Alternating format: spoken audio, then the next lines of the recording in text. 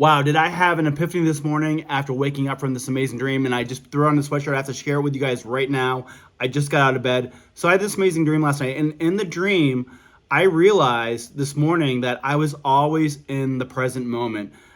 My brain wasn't always saying, "Hey, you got to do this, you got to do that." There was nothing going on where my brain was telling me that my thoughts were telling me, my inner thoughts were telling me that I had to do something or I wasn't good enough or I had to be worried about this. It was all in the dream. I'm all in the present moment, doing exactly what I'm supposed to do in the dream, being present, right?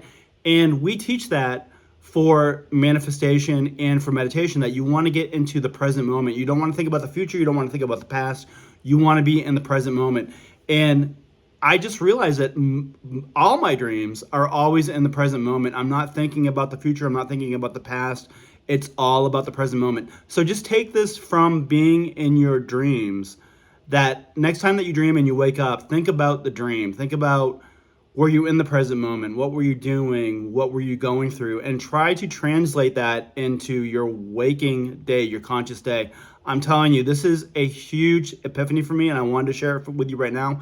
This is a super short video, but yeah, just think about when you're dreaming, being in the present moment, and then transitioning that to your conscious day and being in the present moment, not thinking about what you need to do in the future or what you need to do in the past.